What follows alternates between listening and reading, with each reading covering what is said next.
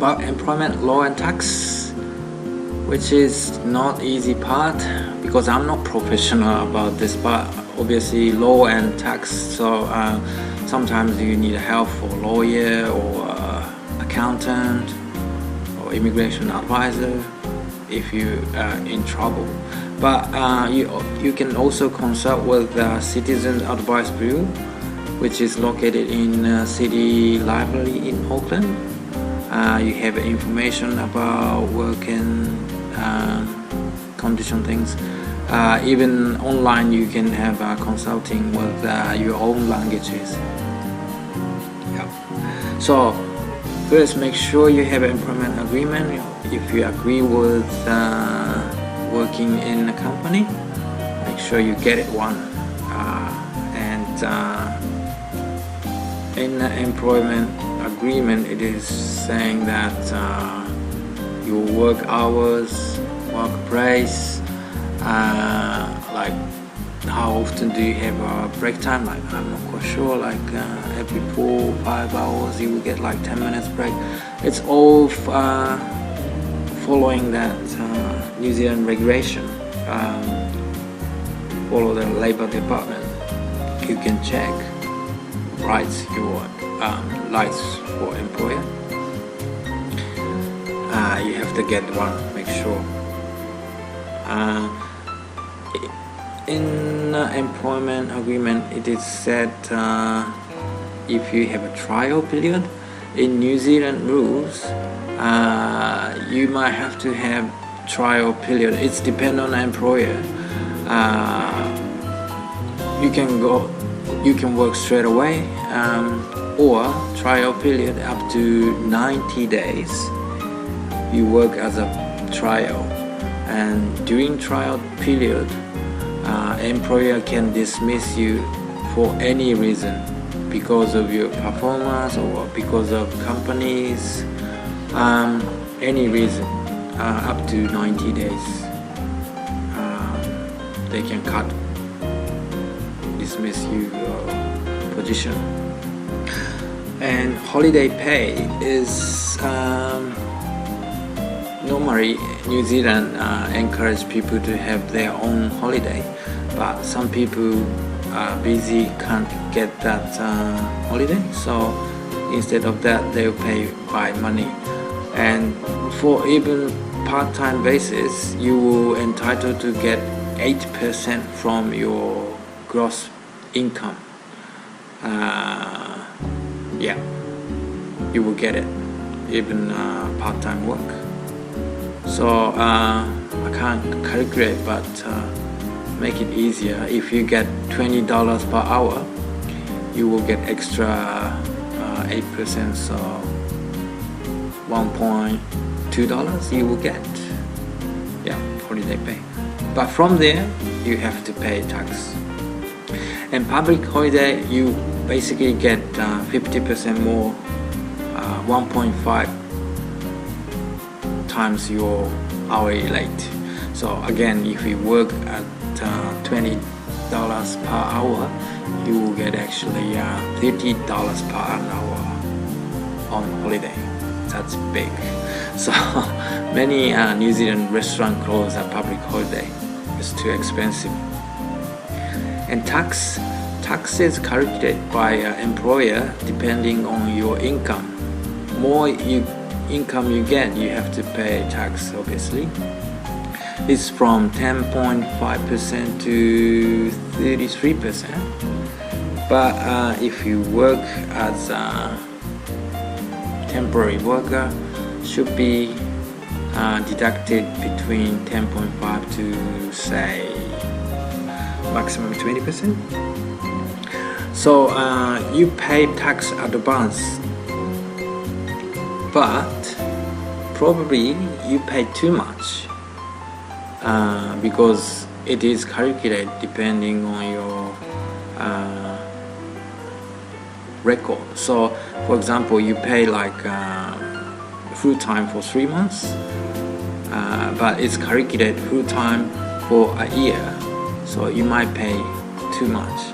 Then you can do tax return before you leave in country. A lot of people think tax return is a bit complicated to do that, but I checked with ILD and it's not really complicated. And average you will get tax back like $550, which is big money. So make sure you do that tax return before you leaving in New Zealand. If you're not sure, am I able to help? Yeah. Volunteer work experience and internship in New Zealand. Those words are quite similar but slightly different, and some people misunderstand the meaning. So first one, internship and work experience. Those two words are quite similar, almost same meaning. Mainly used for as a part of a course like diploma, business diploma, or any type of diploma course. At the end of the course, some course require to do internship or work experience for 2 weeks to couple of months as a part of a course, and some school organize it from the placement department, or some school they request you to organize by yourself.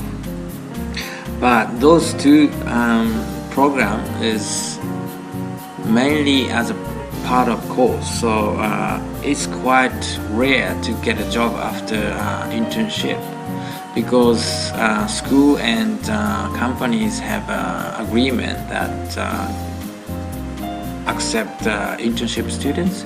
Means after your internship program, some other students also come for internship. So this is more likely experience based.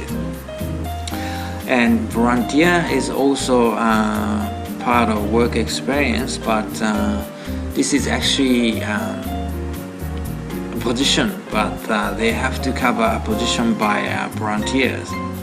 So if you show them good performance, or if they are positions, you might have a chance to get a job after volunteer. Chance is slim, but not zero. And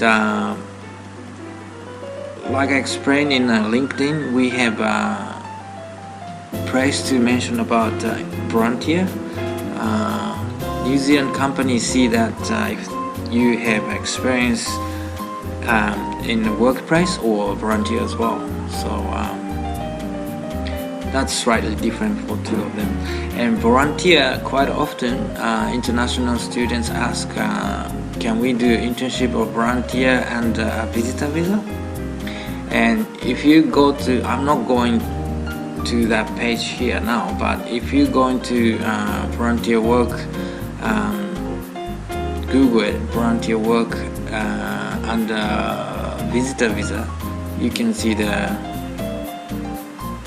condition that you can do that under visitor visa. It said unless you got rewards such as wage or accommodations and no rewards, you can still do a volunteer work under visitor visa. Okay, and how to find the positions is you can go to the website, some group offering the page that volunteering, and also if you go back to the website like Seek and Indeed and register like internship, and if any internship come up there, you will get notice by email. And some volunteer work requests required to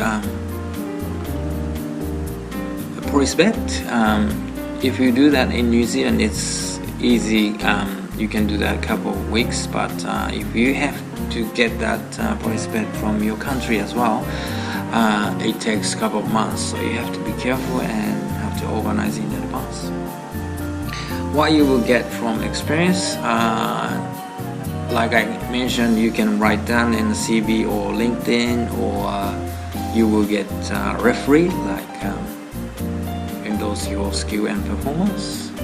And some place of of a certificate as well. So that's worth to try before you getting job, or you might get a job after that volunteer.